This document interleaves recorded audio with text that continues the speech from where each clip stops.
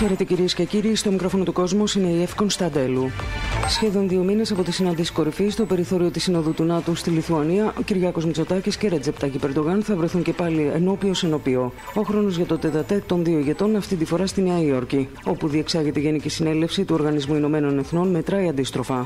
Σύμφωνα με πληροφορίες, το νέο τετατέτ των 2 ηγετών αναμένεται να επιβεβαιωθεί αμοιβαία βούληση για ηρεμία στις διμερείς σχέσεις και για συνέχεια και συνέπεια στη βελτίωση των ελληνοτουρκικών σχέσεων. Η Περιφέρεια Νοτιού Αιγαίου συνεχίζει να υλοποιεί το μεγαλύτερο πρόγραμμα οδικών παρεμβάσεων στην ιστορία των νησιών της, που στόχο έχει τη βελτίωση της λειτουργίας και της ασφάλειας του οδικού δικτύου. Ο Περιφερειάρχης Νοτιού Αιγαίου, Γιώργος Χατζημάρκος, με την ολοκλήρωση της διαδικασίας δημοπράτησης, υπέγραψε εργολαβική σύμβαση με τον ανάδοχο για την υλοποίηση του έργου τριετή συντήρηση οδικού δικτύου αρμοδιότητας Περιφέρειας Νοτιού Αιγαίου νήσου Κάσου. Το έργο, που χρηματοδοτείται από το Πρόγραμμα Δημοσίων Επενδύσεων της Περιφέρειας Νοτιού Αιγαίου, αφορά στην εκτέλεση εργασιών συντήρησης του οδικού δικτύου και ειδικότερα εργασιών τεχνικής επιθεώρησης. Αύξηση 44,2% κουρασγερόπλοιων κατεγράφει στον αριθμό επιβατών κουρασγέρας που δέχθηκε η Ρόδος κατά το πρώτο οκτάμηνο του 2023, συγκριτικά με το αντίστοιχο χρονικό διάστημα του 2022. Σημειώνεται ότι στο πρώτο εξάμηνο του 2022 είχε καταγραφεί αύξηση 20% στους επιβάτες σε σχέση με το αντίστοιχο χρονικό διάστημα του 2019, που αποτελεί και το μέτρο σύγκρισης ως έτος ορόσημο πριν από την εμφάνιση του κορονοϊού. Η πορεία του θαλάσσιου τουρισμού στη Ρόδο είναι εντυπωσιακά ανωδική και αναμένεται το 2024 να ενισχυθεί ακόμη περισσότερο. Ήδη κυμαίνονται στις 400 οι προγραμματικές προσεγγίσεις κουρασγερόπλοιων για την επόμενη σεζόν. Στο σχέδιο νόμου του ΙΠΕΣ, που στοχεύει στη βελτίωση της λειτουργίας των Δήμων και των Περιφερειών της χώρας, αναφέρθηκε μιλώντας στο κόσμο ο πρόεδρος του Εργατικού Κέντρου Ρόδου, Παναγιώτης Εγγλέζος. Όπως είπε, το νομοσχέδιο πρέπει να επανεξεταστεί, καθώς μεταξύ άλλων προχωρά στην κατάργηση των νομικών προσώπων δημοσίου δικαίου των Δήμων, αλλά και στη λύση των κοινοφελών επιχειρήσεων, φορείς τους οποίους ενσωματώνει στον πυρήνα λειτουργίας των Δήμων. Παράλληλα, προχωρά σε συνεννόηση επιτροπών και προωθεί το δημόσιο έλεγχο των πεπραγμένων των αυτοδιοικητικών αρχών. Ο κ. Εγγλέζος διευκρίνησε πως με την ψήφιση του σχεδίου νόμου, και αν παραμείνει ως έχει, καταργούνται ο ΔΟΠΑΡ, το Μουσείο Νεοελληνικής Τέχνης και η ΔΕΣ Ρόδα, οι σχολικές επιτροπές, η Οικονομική Επιτροπή και η Επιτροπή Ποιότητας Ζωής. Καμία ουσιαστική απάντηση δεν έδωσε ο Υπουργός Ανάπτυξης Κώστας Κρέκας στην επίκαιρη ερώτηση του βουλευτή Δωδεκανήσου του Πασόκ Γιώργου Νικητιάδη, που συζητήθηκε στη Βουλή, αναφορικά με την τιμή του γάλακτος και την τεράστια διαφορά λιανικής τιμής και τιμής παραγωγού, αλλά ούτε και για τα συμπεράσματα, τις προτάσεις και τις παρεμβάσεις της Επιτροπής Ανταγωνισμού για την τιμή στο γάλα.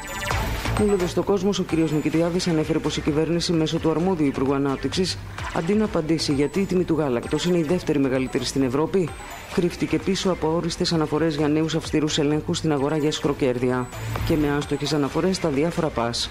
Από την απάντηση του Υπουργού διαφάνηκε, όπως είπε, και η σοβαρή διάσταση μεταξύ Επιτροπής Ανταγωνισμού και Υπουργείου Ανάπτυξης. Με απόφαση του Υπουργείου Εργασίας και Κοινωνικής Ασφάλισης, παρατείνεται για 6 μήνες το πρόγραμμα κοινοφελούς εργασίας της ΔΥΠΑ για την προώθηση της απασχόλησης μέσω προγραμμάτων κοινοφελούς χαρακτήρα, συμπεριλαμβανομένης και της κατάρτισης για 2.260 άτομα σε υπηρεσίες του Υπουργείου Περιβάλλοντος και Ενέργειας και του Υπουργείου Μετανάστευσης και Ασύλου. Ο Υφυπουργός Ναυτιλίας Γιάννης Παπάς σε δηλώσεις του ανέφερε: οι ωφελούμενοι του προγράμματος εξυπηρετούν σημαντικές ανάγκες στις υπηρεσίες που απασχολούνται και ήταν επιτακτική ανάγκη η παράταση του προγράμματος. Φωτιά εκδηλώθηκε το βράδυ της Δευτέρας στον καταβλισμό των Ρωμά στο Καρακόνερο, προκαλώντας αναστάτωση στους κατοίκους της ευρύτερης περιοχής. Πολλά από τα παραπήγματα παραδόθηκαν στις φλόγες, έχοντας καταστραφεί ολοσχερός, ενώ η ενισχυμένη δύναμη της πυροσβεστικής υπηρεσίας επιδόθηκε στην κατάσβεση της φωτιάς. Στον τόπο του συμβάντος μετέβη άμεσα ο Δήμαρχος Ρόδου Αντώνης Καμπουράκης με τον Αντιδήμαρχο Στέφανο Δράκο και δημοτικούς συμβούλους. Έπειτα από εντατικές προσπάθειες, η φωτιά τέθηκε υπό έλεγχο, ενώ όλο το βράδυ παρέμειναν στον καταβλισμό οχήματα και δυνάμεις της πυροσβεστικής υπηρεσίας. Κυρίες και κύριοι, καλησπέρα σας. Άλλη μία εκπομπή ξεκινάει αυτή την ώρα. Θα έχουμε σήμερα καταρχήν 2 υποψηφίους από τον πρώτο βαθμό της τοπικής αυτοδιοίκησης για τον Δήμο. Δηλαδή, μακάρι να είχαμε και για άλλες παρατάξεις, αλλά βλέπω μία παράταξη δεν δείχνει και τόσο ιδιαίτερη προθυμία. Εν πάση περιπτώσει, εμείς θα επιμείνουμε. Και στο δεύτερο μέρος εκπομπής, 2 υποψήφιους από τον δεύτερο βαθμό. Να σας πω εδώ, αγαπητοί μου φίλοι, και απευθύνομαι σε όλους τους υποψηφίους, το είπαμε χθες, να το επαναλάβουμε, ότι στην ιστοσελίδα του σταθμού, στο tvcosmos.gr, εκεί υπάρχει ανακοίνωση που λέει ότι μπορείτε, όσοι επιθυμείτε να συμμετάσχετε στις εκπομπές, είναι στην δικαίωμά σας, στην κρίση σας, μπορείτε να επικοινωνείτε στο tv.cosmos@gmail.com ή να τηλεφωνείτε στο σταθμό στο 2241 0 96 800 για να συμμετέχετε στα πάνελ. Άλλωστε, μας έχουν μείνει πλέον τώρα, Νεκταρία Μπίλη, πόσο μας έχουν μείνει? Ένα 20 ημέρα. Ούτε μείνει, λιγότερο. Ναι. Λιγότερο. Αν αφαιρέσουμε και τις 2 ημέρες, να πούμε. Βέβαια. Δηλαδή, ζήτημα να έχουμε 18 μέρες καθαρές. Είμαστε ακριβώς. Πλην τα Σαββατοκύριακα. Ναι, βέβαια. Είναι 2 εβδομάδες. 2 εβδομάδες καθαρές έχουμε. Ο χρόνος μετράει αντίστροφα. Ναι. Λέω. Για την κάλπη. Ξεκίνησε χθες άλλη μία δημοσκόπηση να γίνεται πάνω στο νησί της Ρόδου για τον Δήμο της Ρόδου. Αυτή τη φορά από την MRB. Προσέχετε γιατί κυκλοφορούν, θα το επαναλάβουμε, κυκλοφορούν πολλές εταιρείες μαϊμού και παίρνουν τα λεφτά των ενδιαφερομένων και δεν κάνουν σωστή δουλειά. Όπως έγινε, ολοκληρώθηκε και η δημοσκόπηση της Προράτα. Σας είπα χθες λίγο πολύ μέσα στις άκρες πώς έχουν τα πράγματα. Αν ο ενδιαφερόμενος ήθελε, εμείς είμαστε στη διάθεση και όποιος θέλει, εν πάση περιπτώσει, είμαστε στη διάθεσή τους να δημοσιοποιήσουμε και να παρουσιάσουμε την όποια μέτρηση, την όποια Ωστόσο, εμείς θα πούμε το κλισέ και το τετριμένο ότι η καλύτερη δημοσκόπηση είναι η κάλπη. Ναι, και να ξέρουν πάντως, επειδή κυκλοφορούν βεβαίως, πάντα, αυτός είναι ο κανόνας. Η κάλπη, η οποία ξεκινά, είναι άδεια την Κυριακή στις 8 του μηνός, 8 Οκτωβρίου, όταν θα ξεκινήσει η εκλογική διαδικασία. Δεν έχει ψηφοδέλτια μέσα, είναι εντελώς κενή. Το τι θα βρεθούν μέσα είναι αυτά τα ψηφοδέλτια τα οποία θα ρίξει ο κόσμος. Το τι γίνεται βεβαίως και αυτά τα οποία λένε ορισμένοι ότι ο ένας αφήνει τον τρίτο πίσω και τέτοια, αυτά είναι σε χλαμάρες, μην ακούτε, είναι μάχη στήθος με στήθος. Σήμερα έχουμε τη χαρά να φιλοξενούμε τον κύριο Βασίλη Περίδη από το συνδυασμό, από το ψηφοδέλτιο του κυρίου Αντώνη Καμπουράκη, οικονομολόγος. Καλώς ήρθατε κύριε Περίδη, είναι μεγάλη μας χαρά. Έπρεπε να το μάθω τυχαία από τον πατέρα σου στον αέρα όταν τον είχα στο ραδιόφωνο και μιλούσαμε θέματα νομικής φύσεως. Λοιπόν, είναι τόσο πολύ υποψήφοι, ξέρετε, δεν είναι εύκολο κανείς. Πρέπει να αναλώσει χρόνο να δει ποιοι είναι και ποιοι δεν είναι. Λοιπόν, εν πάση περιπτώσει, είναι επίσης κοντά μας, κυρίες και κύριοι, ο γιατρός, ο κύριος Κατσοβριδάκης, γνωστός, ο κύριος Ευάγγελος Κατσοβριδάκης. Οριλά, Οριλά. Ναι. Γι' αυτό είναι και στεντόρια η φωνή, είδες, Έχει δυνατές φωνητικές χορδές. Τραγουδάμε κιόλας. Α, έτσι, Ο κύριος με πολλές περγαμηνές. Είναι. Χέρι βέβαια της εκτίμησης και της αποδοχής. Λοιπόν, τώρα να δούμε τι βαθμό θα σας βάλει η κοινωνία. Να ξεκινήσω από εσάς, κύριε Περίδη. Πήρατε την απόφαση, είστε ο νεότερος τελικά υποψήφιος, 27 ετών, αν δεν κάνω λάθος, 26-27 ετών. Δεν έχουμε νεότερος... μικρό. Όχι, ο μικρότερος στη Ρόδο επάνω είναι. Ο νεότερος. Λοιπόν, τι σας έκανε, πώς πήρατε την απόφαση να βρεθείτε στο συνδυασμό του κύριου Καμπουράκη? Λοιπόν, καταρχάς θα ήθελα να σας ευχαριστήσω που με καλέσετε στην εκπομπή σας. Θα ήθελα να ευχαριστήσω και τον Δήμαρχο, τον κύριο Αντώνη Καμπουράκη, για την εμπιστοσύνη που δείχνει στους νέους ανθρώπους και πιστεύω ότι οι νέοι πρέπει να έχουν μια φωνή μέσα στο Δημοτικό Συμβούλιο. Από εκεί ύστερα, ξέρετε, πολλές φορές εμείς οι νέοι φέρνουμε νέες προοπτικές και καινοτόμες ιδέες στο τραπέζι, όπως και έχουμε μια διαφορετική προσέγγιση πολλών θεμάτων ή πολλών ζητημάτων. Βέβαια, καλή η νιώτη και τα λοιπά, καλός ο νέος ηλικιακά πάντα, και το θέμα είναι, ξέρετε, υπάρχουν και νέοι χωρίς φρέσκες ιδέες, όπως υπάρχουν και γυρεότεροι με φρέσκες ιδέες, έτσι. Είναι αυτό που λένε, ναι. Ότι νέα μυαλά, γυρασμένα μυαλά σε νεανικά και αυτό σώματα. Το βλέπουμε στην καθημερινότητά μας, κύριε Περίδη μου, έτσι. Ακριβώς. Ναι. Λοιπόν, πήρατε την απόφαση τελικά να συμμετάσχετε στο... Ναι, είναι αλήθεια και γενικότερα πιστεύω ότι όλοι οι νέοι πρέπει να περάσουν αυτή τη διαδικασία. Δηλαδή, είναι πολύ σημαντικό να μπορούμε να λαμβάνουμε και εμείς αποφάσεις, να ακούγεται η φωνή μας, γιατί ο τόπος, όπως είπατε, έχει ανάγκη και την εμπειρία σίγουρα, αλλά και ο ενθουσιασμός είναι ένα κομμάτι το οποίο πρέπει να συνεισφέρουμε εμείς, οι νεότεροι. Αυτό είναι. Και εν πάση περιπτώσει η εμπειρία αποκτάται, έτσι. Δεν είναι κανείς. Είναι πάντως ένα όμορφο ταξίδι. Το ταξίδι αυτό, ειδικά όταν πρόκειται για την τοπική αυτοδιοίκηση, γιατί εκεί βλέπεις ότι ο κόπος σου και η προσπάθειά σου, η ενέργειά σου φαίνεται, δείχνει περισσότερο από ότι όταν συμμετάσχει κανείς, ας πούμε, σε μια διαδικασία πολιτικών πραγμάτων γενικότερα, ας πούμε, όπως είναι οι εθνικές εκλογές. Εδώ στην αυτοδιοίκηση φαίνεται περισσότερο. Γιατρέ μου, εσείς τώρα δεν χρειάζεται να σας πω, εντάξει. Πώς αποφασίσατε με τον Νίκο Γερονικόλα? Να σας πω. Πού σας τσίπησε ο Νίκος ο Γερονικός, φιλαράκια? Καταρχάς, να ζητήσω συγγνώμη που δεν θα σας κοιτάω όταν σας απαντάω, γιατί πρόκειται να κοιτάω αλλού. Να κοιτάζετε την κάμερα. Κοιτάζω την κάμερα, αλλά εσείς θα με συγχωρήσετε που δεν κοιτάζω εσάς διαζώσεις. Να σας πω, πολλά χρόνια ένιωθα ότι η πολιτική δεν ήταν για μένα. Είχα πάρα πολλές ασχολίες, πάρα πολλές δουλειές και ένιωθα ότι ήταν ένας χώρος που δεν θα μπορούσα ποτέ να λειτουργήσω καλά. Αλλά πρόσφατα άλλαξα γνώμη, διάβασα, ενημερώθηκα και σκέφτηκα ότι κάποια στιγμή στη ζωή μου, ανάμεσα στα πολλά που έχω δοκιμάσει και προσπαθήσει, θα πρέπει να είναι και αυτό, να προσπαθήσω να προσφέρω ό,τι μπορώ να προσφέρω στα κοινά για να λειτουργήσω όσο γίνεται καλύτερα αυτό που είναι το σπίτι μας, η Ρόδος μας, το νησί. Πάντως λέγεται ότι οι γιατροί είναι οι μεγαλύτεροι ψηφομαζόχτρες. Ναι, η αλήθεια είναι ότι αυτό το είχα και αυτό στο μυαλό μου όταν έβαλε υποψηφιότητα. Η λευκή μπλούζα. Τι διαβάσατε? Δεν είναι λευκή. Είναι το χρώμα που φοράει. Τι χρώμα είναι αυτό το πράσινο? Χειρουργική. Το χρώμα του χειρουργείου. Αλλά αυτό είναι μπλουζάκι. Στο ιατρείο ο κ. Κατσοκριδάκης ήταν με τη λευκή μπλούζα και είναι λέει ψηφοσυλλέκτης, ο καλύτερος. Να σας πω την αλήθεια. Λευκή μπλούζα έχω να φορέσω πάρα πολλά χρόνια. Η λευκή μπλούζα έχει καταργηθεί. Στον ιδιωτικό τομέα. Ναι, θεωρείται ότι μαζεύει μικρόβια. Ναι. Η λευκή, η γραβάτα και η λευκή μπλούζα πλέον σε πολλά, ίσως και στην Ελλάδα θα σχολιάσετε, αλλά δεν δουλεύω σε δημόσιο νοσοκομείο στην Ελλάδα. Αλλά στο εξωτερικό, στα περισσότερα κράτη δεν επιτρέπεται η γραβάτα και δεν επιτρέπεται και η λευκή μπλούζα γιατί θεωρείται ότι μαζεύει μικρόβια. Γραβάτα. Άλλαξε το χρώμα δηλαδή. Βγαίνοντας προς τον ασθενή, πέφτει η γραβάτα και αγγίζει τον ασθενή και μετά. Άκου μία λεπτομέρεια τώρα. Τρομερό. Για να δούμε. Αυτό με βόλεψε γιατί δεν μου αρέσει να φορώ γραβάτα. Αυτή η σχολαστικότητα άραγε θα υπάρχει και στα θέματα της τοπικής αυτοδιοίκησης. Θα τα παρακολουθείτε έτσι σχολαστικά. Σίγουρα. Εμένα μου άρεσε που είπε ο κ. Κατσοκριδάκης, κάθισα και διάβασα. Τι διαβάσατε?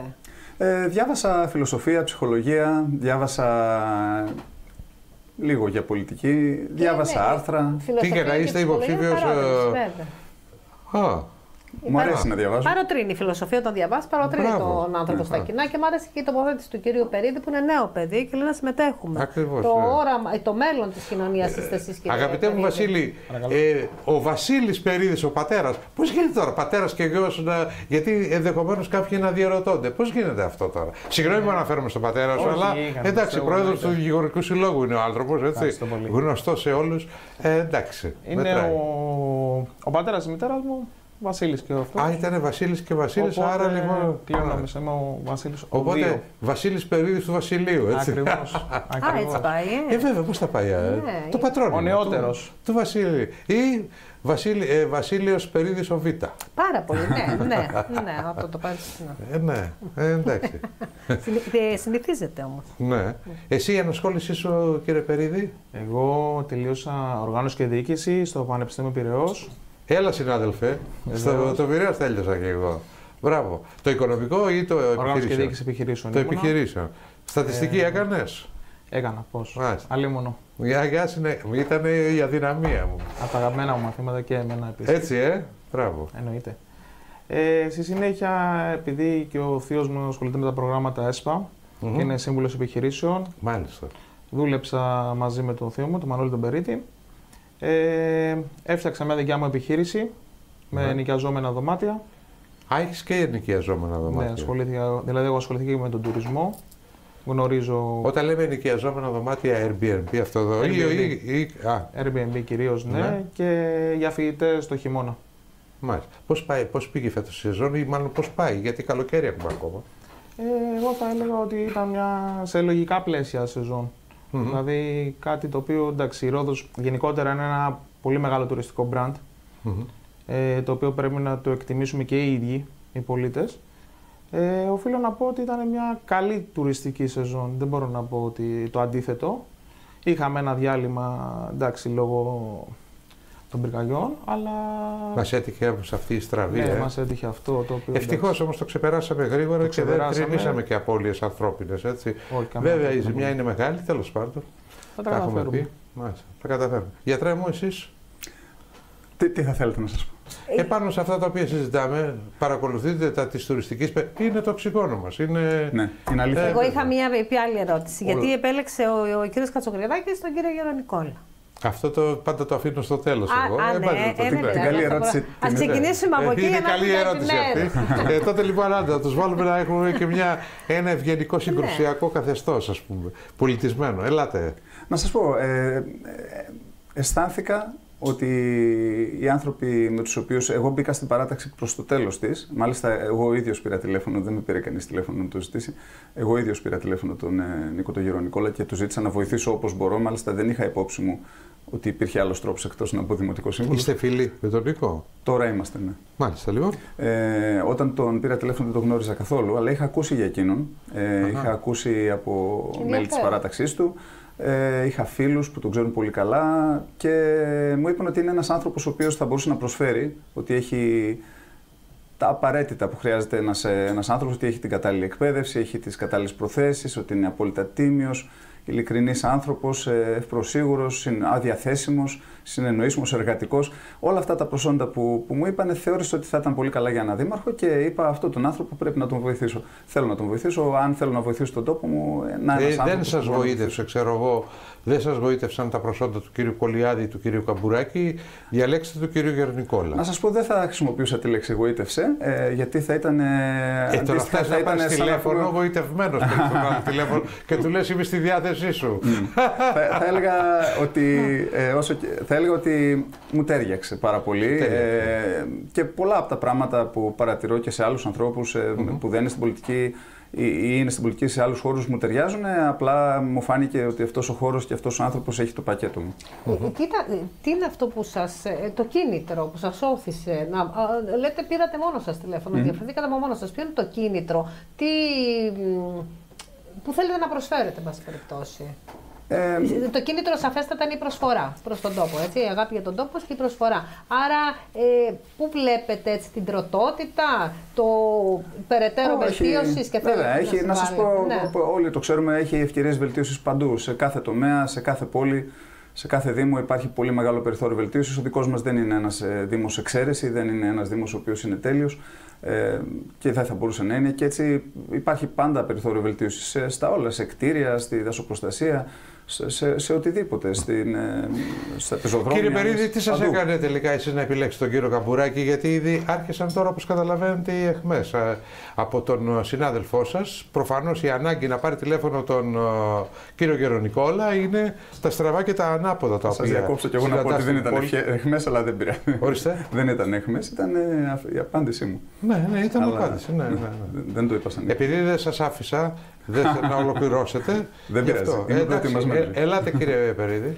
Λοιπόν, καταρχάς, είναι ο δήμαρχός μας, ο κύριος Καμπουράκης, είναι γνωστό πώς έχει προσφέρει στον τουρισμό. Για μένα ήταν πολύ βασικό. Τον θεωρώ ίσως τον μεγαλύτερο πρέσβη του νησιού αυτή τη στιγμή. Έχει φιλοξενήσει πραγματικά τεράστιες προσωπικότητες από όλο τον πλανήτη εδώ και πολλά χρόνια. Είναι ένας άνθρωπος ο οποίος δεν διαφημίζεται, αλλά όταν χρειαστεί κάποιος τη βοήθειά του θα είναι εκεί. Είναι ένας άνθρωπος ο οποίος θα βρίσκεται εκεί. Μπορεί να μην θέλει να διαφημίζεται πολλές φορές. Τον γνωρίζετε εσείς τον κύριο Καμπουράκη, τον γνωρίζετε? Αλλά ένας άνθρωπος ο οποίος στις δύσκολες στιγμές θα είναι εκεί για να βοηθήσει. Όποιος του χτυπήσει την πόρτα είναι πάντα παρόν. Το θέμα είναι να κάνει κανείς αγαθοεργίες και να μην τις διαφημίζει. Συμφωνώ. Ή να πηγαίνει στις φωτιές, ξέρω εγώ, ως εθελοντής, όχι για να βγάζει φωτογραφίες για να τις αναρτά μετά στα social media κτλ. Γιατί έχουμε ζήσει και τέτοια πράγματα τα οποία είναι θλιβερά. Λοιπόν, ναι. Τι εννοείτε, είμαι προετοιμασμένος ότι θα σας διακόπτω δηλαδή? Με όλη την αγάπη και το σεβασμό. Γιατί οι εκπομπές σας είναι φιλελεύθερες. Δεν έχουν μια πολύ αυστηρή δομή, μιλάει κάποιος και τελειώνει και έχετε τη δομή της εκπομπής που κατευθύνεται, αλλάζεται το θέμα ανάλογα της ευελιξίας. Έτσι πρέπει να γίνεται, λέτε. Είναι ενοχλεί. Καθόλου. Εγώ πιστεύω ότι πρέπει να γίνεται όπως την κάνετε εσείς που είστε ο διευθυντής της εκπομπής. Ο δήμαρχος εδώ είστε εσείς. Και είναι χαρά μου να συμμετέχω με όποιο τρόπο εσείς θεωρείτε καλύτερο. Μάλιστα. Πολύ ωραίο αυτό πάντως, έτσι. Δηλαδή, εγώ χαίρομαι, δεν το έχω ξανακούσει. Πήρα από μόνος μου τηλέφωνο, λέει, και του ζήτησα να είμαι υποψήφιος. Αυτό, παιδιά, συγγνώμη, εγώ ξέρω να συμβαίνει το αντίθετο.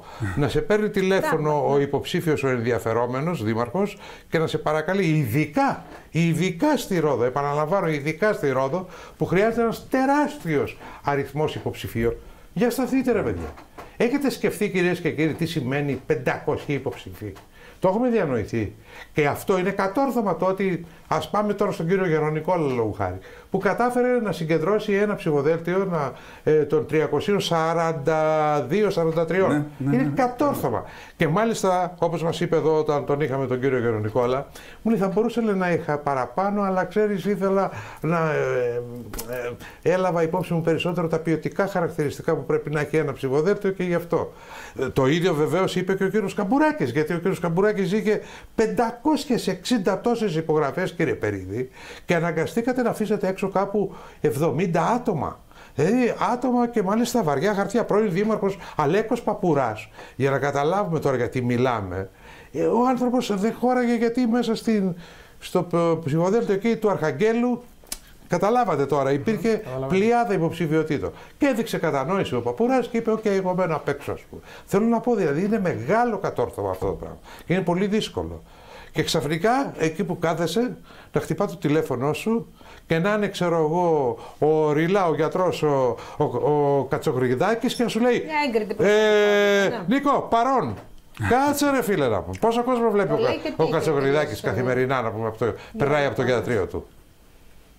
Ήταν μια κίνηση από καρδιάς. Φαίνεται σαν γενναιόδορη, αλλά εξίσου γενναιόδορη ήταν και η αποδοχή μου από τον κύριο Γιώργο. Τι θα έλεγε, όχι. Το καλύτερο δώρο του έκανε. Είναι σαν να έρχεται πρωτοχρονιά και το βράδυ σου έρχεται ο courier απ' έξω και σου λέει: ο φτάδε φίλος σου στέλνει το τελευταίο μοντέλο της iPhone που ήθελες, ας πούμε, δώρο. Ευχαριστώ πάρα πολύ για το κομπλιμέντο. Να το πάω λίγο στην Επαύριο. Να πάω στην Επαύριο, κύριε Κατσοκριδάκη. Ξεκινώ από εσάς και το ερώτημα κοινό και για τον κύριο. Να τα έχεις καλά με τον γιατρό. Και πρόσεχε, μην το στριμώχνεις, γιατί αύριο μεθαύριο θα το χρειαστεί. Με όλους τους γιατρούς, πρόσεχε τους γιατρούς. Κύριε Κλεάνθη, θα σας δω με τον ίδιο τρόπο. Λοιπόν, έχετε εκλεγεί. Πάμε στην επόμενη των εκλογών και είσαστε πλέον εκλεγμένος, είσαστε δημοτικός σύμβουλος. Όλοι οι υποψήφοι εδώ θέλουν να πιστεύουν ότι η παράταξή τους θα είναι νικηφόρα. Πού μπορείτε να προσφέρετε, σε ποιον τομέα, πώς μπορεί να σας αξιοποιήσει ο Δήμαρχος. Ξέρουμε ότι αυτή είναι απόφαση του Δημάρχου. Εσείς, σαν Ευαγγέλης Κατσοκριδάκης, πού μπορείτε να προσφέρετε, σε ποιον τομέα που νομίζετε ότι θα δώσετε. Να σας πω, σίγουρα θα ήμουν διαθέσιμος να βοηθήσω στον τομέα της υγείας, γιατί έχω εμπειρία πολλών ετών και από την Ελλάδα και από το εξωτερικό. Έχω 14 στο εξωτερικό χρόνια. πού σπούδασες, πού βρέθηκες? Έκανα όλη μου την ειδικότητα και το μάστερ μου στην Αγγλία. Στην Αγγλία, 7 χρόνια έκατσα εκεί. Λονδίνο. Και μετά στο Μάντσεστερ και στο Μπέρμιγχαμ έγιναν αυτά. Έβλεπες ποδόσφαιρο και τη Μάντσεστερ? Βεβαίως. Μπράβο. Και μετά έκανα άλλα 7 χρόνια στην Αγγλία σαν ειδικός, πια εκεί δούλεψα σαν ειδικός. Ενδιάμεσα δούλεψα 11 χρόνια στην Ελλάδα και τώρα άλλα 4. Έχω πολλά χρόνια που ασχολούμαι με το τομέα της υγείας και σε νοσοκομεία, τα νοσοκομεία βέβαια στο εξωτερικό και στον ιδιωτικό τομέα στην Ελλάδα, σε ιδιωτικές κλινικές. Τηρουμένων των αναλογιών, είμαστε σε καλή κατάσταση. Το εσύ το δικό μας από ότι ας πούμε σε χώρες. Θα μου πεις τώρα, βάζω τώρα την Αγγλία που υποτίθεται ότι είναι από τις κορυφαίες χώρες, όπως παραδείγματος χάρη οι Ηνωμένες Πολιτείες, και εκεί όχι σε όλες τις πολιτείες, αλλά έτσι σε μερικές πολιτείες που έχω πάει, όπως λόγω χάρη το Μαϊάμι κτλ. Εκεί η παροχή ας πούμε υγείας είναι σε πολύ εντάξει, σε άλλα επίπεδα. Τέλος πάντων. Στην Ελλάδα πάντως δεν είναι άσχημα. Όχι, να σας πω, τρέφω απεριόριστο σεβασμό. Καταρχάς, επειδή εγώ είμαι στην ιδιωτική ιατρική, τρέφω απεριόριστο σεβασμό στους συναδέλφους μου του δημόσιου τομέα. Είναι ήρωες, γιατί όπως ξέρουμε όλοι μας, οι συνθήκες δεν είναι εύκολες, υπάρχουν ελλείψεις διαφόρων ειδών και έτσι πάντα υπήρχαν και πιθανόν πάντα θα υπάρχουν. Ελπίζω να μην είναι αλήθεια αυτό, αλλά πάντα έχει ελλείψεις και έτσι θεωρώ ότι είναι ηρωικό. Η δουλειά τους είναι ηρωική. Τα έργα σου είναι γρήγορα όπως είναι και ο λόγος σου, γιατρέ? Ναι, γενικά δρώω γρήγορα. Ναι. Αποτελεσματικός είσαι όταν ξεκινάς κάτι το βέβαια. Ναι, έχω Μάλιστα, εσύ Βασίλη? μάθει πολλά πράγματα έτσι. Για πες μου. Εμένα θα μου άρεσε κυρίως. Πολύ μιλάμε πυροβόλο το τώρα. Άμα τον αφήσω, δεν θα προλάβει να μιλήσει εσύ. Έφαγε όλο το χρόνο. Για πες μας. Λοιπόν, εμένα κυρίως θα με ενδιαφέρει το κομμάτι της καθαριότητας, το πράσινο και ο πολιτισμός. Κυρίως. Βεβαίως. Ξέρετε, πολλές φορές ο Δήμος δεν χρειάζεται να κάνει τόσα πράγματα που περιμένει ο πολίτης να δει. Ο Δήμος είναι η ρουτίνα, είναι καθημερινότητα. Είναι άλλο το κομμάτι της καθαριότητας. Ναι, είναι ψηλά ο πύχης, έτσι. Ο πύχης πήγε πολύ ψηλά, κύριε Περίδη. Έχουμε τόλμη. Παίρνεις το δύο καυτή πατάτα, δηλαδή. Και είναι τα θέματα της καθημερινότητας, η καθαριότητα μέσα εκεί, όλα αυτά. Είναι, ξέρεις, η ηλεκτρική καρέκλα, ας πούμε. Άμα θες να προσάψεις κάθε. Γιατί όσο καθαρός και αν είναι ένας τόπος, πάντα υπάρχει κάτι που μεμπτό. Δεν υπάρχει περίπτωση δηλαδή. Σίγουρα. Και στην.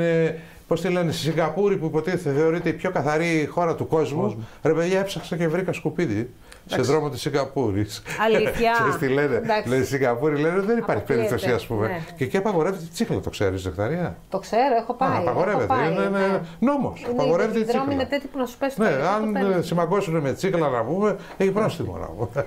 Εντάξει, θα σας πω. Πολλές φορές η καθαριότητα είναι και θέμα πολίτη. Εδώ πέρασε από δύσκολες ώρες η Ρόδος. Και όλα αυτά γιατί τι πάτε να κάνετε, από ό,τι μας εξήγησε ο κ. Καμπουράκης, θέλετε να αλλάξετε πλέον το καθεστώς το οποίο υπήρχε, το πώς λειτουργούσε δηλαδή η καθαριότητα, με μια, σου λέει, μεγάλη σύμβαση διεθνούς επίπεδου που θα λύσει μια για πάντα. Όμως, εγώ ξέρω ότι δυσκολεύτηκε πάρα πολύ και δεν ξέρω ποια θα είναι η συνέχεια. Αυτή τη στιγμή υπάρχουν δείγματα όντως βελτίωσης. Το θέμα είναι ότι περάσαμε ένα καλοκαίρι το οποίο δεν ήταν ό,τι καλύτερο. Γιατί όταν μπερδεύεις με το εργολάβους και τα λοιπά, τώρα αυτά θα μας τα πείτε εσείς. Ελάτε λοιπόν. Κοιτάξτε, η δύναμη του Δήμου πολλές φορές μπορεί να μην είναι αρκετή για να καλύψει όλο το νησί. Στο κομμάτι, ας πούμε, αυτό είναι ένα άλλο θέμα. Της καθαριότητας. Που κάνει πιο δύσκολο το νέο αυτό. Το ότι είναι ένα νησί ο Δήμος. Σε αυτό το σημείο νομίζω ότι ο πολίτης, ένας Δήμος όλο το νησί. Ο πολίτης πρέπει να λειτουργήσει υπέρ του νησιού. Δηλαδή ο εθελοντισμός. Μιλάς τώρα για συνείδηση να πούμε. Πρέπει. Θέλουμε πολλή δουλειά. Πρέπει. Δεν έχει σημασία μέσα από την προσπάθεια. Εγώ εδώ απ' έξω και θέλω την προσοχή σου και εσένα, γιατρέ. Υπάρχουν δύο κάδοι. Όπως θα βγείτε έξω και θα πάρετε τα αυτοκίνητά σας στα 50 μέτρα προς την Ηρακλειδό, θα δείτε δεξιά δύο κάδους. Και οι δύο κάδοι είναι καιρός τώρα, που είναι πεντακάθαροι, άδειοι και ρίχνουν τα σκουπίδια απ' έξω. Βάλαμε μία πινακίδα εκεί, είδα ένα γείτονα βάζει μια πινακίδα και μου λέει: κύριε Λοίζο, δεν λέτε κάτι να πούμε στην τηλεόραση, είναι ντροπή αυτό το οποίο γίνεται. Μετά από λίγο βλέπω έναν τύπο να έρχεται, τον παρακολουθώ, κρατούσε κάτι σακούλες και έσαιρνε και ένα στο δρόμο. Μπαμ, πάει, τα αφήνει απ' έξω. Του λέω: με συγχωρείτε, γιατί τα αφήνετε απ' έξω? Λέει, γυρνά και με βλέπει, ο Κλεάθης είσαι. Να πει στο φίλο σου τον Καμπουράκη να έρθει να τα μαζέψει. Τον πληρώνω να έρθει να τα μαζέψει. Προσέξτε, απάντηση. Πετιέται ο άλλος που μου μιλούσε από πριν και μου λέει: άσε, μην μιλάς αυτό, είναι του Κολιάδη. Ρε παιδιά, έλεος ρε παιδιά, τι είναι τώρα αυτά τα πράγματα? Έτσι θα πάμε τον τόπο μας μπροστά. Έχετε δίκιο. Είναι ντροπή αυτό το πράγμα. Μπορώ να προσφέρω την εμπειρία. Παρακαλώ γιατρέ. Είναι ντροπή. Δηλαδή λυπάμαι, τρέπομαι που καταθέτω τώρα τέτοια πράγματα. Και εσείς έχετε ταξιδέψει πολύ και εγώ έχω ζήσει 14 χρόνια στην Αγγλία. Η ευθύνη του πολίτη για το δικό του το μέρος είναι κεφαλαιώδης. Ναι, αλλά μην να αποκτήσουμε όμως το τώρα. Εμείς έφαγε τώρα. Μήπως η δημοτική αστυνομία Νεκταρία τότε με την Τρόικα που καταργήθηκε? Γιατί αν η δημοτική αστυνομία, γιατί εγώ ξέρω όπου δεν υπάρχει συνείδηση υπάρχει πέλεκης, ας πούμε. Λοιπόν, η έλλειψη της... Τι λέτε γιατρέ μου πάνω σε αυτό? Πιστεύω ότι πρέπει να μπορέσει η όποια δημοτική αρχή θα είναι στη διοίκηση του Δήμου να βάλει τους πολίτες του involve που λέμε στα αγγλικά, να τους βάλει στην διαχείριση της καθαριότητας μαζί με το Δήμο. Ο Δήμος θα κάνει το μέρος του και πρέπει και οι πολίτες να είναι συνεπείς στο πότε θα βγάζουν τα σκουπίδια, να έχουν τα μέσα. Είναι απαραίτητο. Εμείς στην παράταξη του κυρίου Γιαννικόλα αυτό είναι το σχέδιό μας, να είναι και ο πολίτης μέσα στην φροντίδα του χώρου έξω από το σπίτι του, να βοηθάει και εκείνος, να πετάει τα σκουπίδια κάτω, τα βασικά, τα απαραίτητα. Ναι, είναι απαραίτητο. Στην Αμερική περνάει συγκεκριμένη ώρα. Δεν έχεις τον κάδο σου απ' έξω. Την ώρα που περνάει, σου λέει το απορριμματοφόρο, εκείνη την ώρα θα βγάλεις το προσωπικό σου, τον ατομικό σου. Γιατί πάμε στην Αμερική? Στη Σπάρτη έχουν το καλύτερο σύστημα καθαριότητας. Ο Δήμος Σπάρτης, ναι, βγάζει το καπέλο. Δηλαδή, φανταστείτε ότι κάτι είναι μέσα στους εσωτερικούς χώρους των πολυκατοικιών και είναι ανάλογα. Τα σκουπίδια, οι ρήψεις των σκουπιδιών γίνονται συγκεκριμένη ώρα και συγκεκριμένη ώρα βγαίνουν. Αν έχεις και ογκώδη αντικείμενα, οτιδήποτε, 12 η ώρα, 12 παρα 5 είσαι τώρα, απ' έξω. Βέβαια, η Σπάρτη είναι ένα χωριό μικρό μπροστά στη Ρόδο. Ανεξαρτήτως, ο κόσμος όμως έχει συμμορφωθεί. Πώς το αντιλαμβάνεστε εσείς, κύριε Περίδη? Βλέπεις μια πεντακάθαρη πόλη. Ναι, πώς το αντιλαμβάνεστε? Πώς μπορεί δηλαδή να το αφήσουμε μετά τα διαφημιστικά σας παρακαλώ και να το κουβεντιάσουμε αυτό? Πονάει το θέμα της καθαριότητας. Η Ρόδος πρέπει να είναι καθαρή. Πώς θα είναι καθαρή? Με όποιο κόστος. Το πρώτο πράγμα που πρέπει να κοιτάξουμε, και αυτό πρέπει να είναι πρωταρχικός κανόνας στο πρόγραμμά σας, γιατρέ μου. Και είναι. Η καθαριότητα στην πρώτη γραμμή. Και η ανακύκλωση. Τον πόνεσε το ξέρω πολύ καλά, τον πόνεσε τον Αντώνη του Καμπουράκη. Κλείσανε τη σύμβαση με 15 εκατομμύρια και την άλλη μέρα έρχεται ο εργολάβος και λέει δεν βγαίνω 16.300. Και τότε λέει όχι, αυτά τα λεφτά δεν θα τα πάρεις γιατί δεν τα δικαιούσε. Η σύμβαση έγινε χθες, ο διαγωνισμός έγινε χθες. Πόσο τον είχε κερδίσει, να μην λέμε το όνομα της εταιρείας που κέρδισε το διαγωνισμό. Και σου λέει θα πάμε στην δικαιοσύνη. Πόσο πήγε πίσω αυτή η ιστορία, Νεκταρία, 20 μέρες, ένας μήνας. Ναι, αλλά ένας μήνας θέλουμε στο καλοκαίρι. Καταλάβατε τώρα. Κύριε Καλπακίδη, πάρτε τον λόγο και επιστρέφομαι.